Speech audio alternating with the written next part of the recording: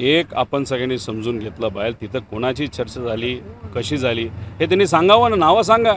कुठंच काय तिथं घडलेलं नाही. आम्ही सर्वजण तिथं दुःखात होतो.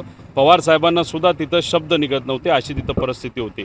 तुम्ही जर बघितलं असेल की दुसऱ्या दिवशी कुठेही अडचण होऊ नये, लोकांना अडचण होऊ नये, तिथं कुठंतरी दंगल उसळू नये म्हणून लोकांच्या हितासाठी तिथं पवार साहेबांनी स्टेटमेंट देत असताना पवार साहेब काय कॅमेराकडे बघून स्टेटमेंट दिलेलं नाही, त्यांना वाचावं लागलं.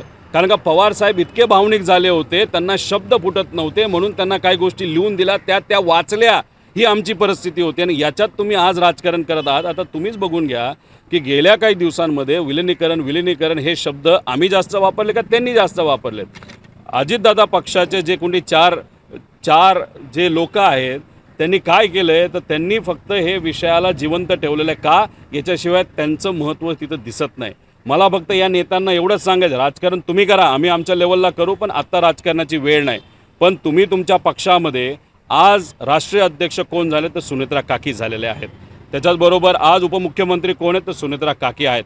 त्यामुळे तिथं वागत असताना स्टेजवर आणि इतर गोष्टीमध्ये जरा सांभाळून वागा. कारण महाराष्ट्र तिथं बघतोय, एक तर महिलांचा आदर ठेवणं हे महत्त्वाचं आहे. आणि दादांची वचक काय होती, दादांचं प्रेम कार्यकर्त्यांवर होतं, आमदारांवर होतं आणि महाराष्ट्रावर होतं.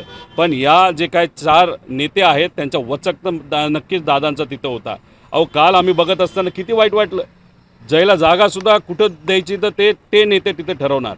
कुणीतरी नेता काकींच्या खांद्यावर हात ठेवतो, कोणीतरी ओढतं, कुणी काय करतं. म्हणजे हे बघून महाराष्ट्राची जनता आम्हाला ह्या गोष्टी वाटत नाही. आता तुम्ही ह्याच्यात आम्ही राजकारण करतोय असं म्हणतोय, तुम्ही राजकारणाचा मुद्दा काढला म्हणून आता आम्ही भावनिक मुद्दा काढतो. त्यामुळे आमच्या काकींचा जो आदर आहे, कारण काकी मोठ्या नेत्या आहेत, त्या नक्कीच खूप चांगलं काम अजितदादांचं सारखं काम करतील असा आम्हाला विश्वास आहे.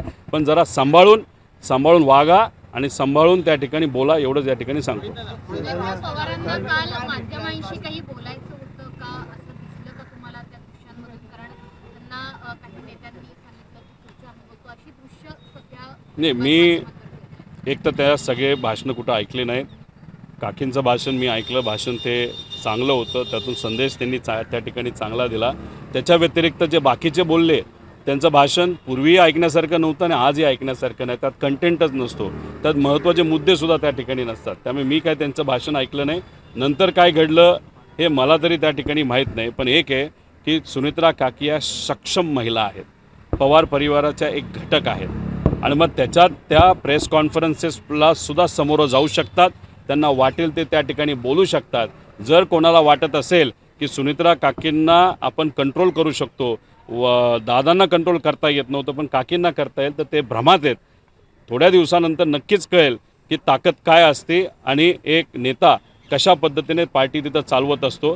त्यामुळे ह्या 4 जे कुठले नेते आहेत त्यांनी थोडंसं सांभाळून राहावा, सांभाळून वागा, एवढंच या ठिकाणी सांगतो.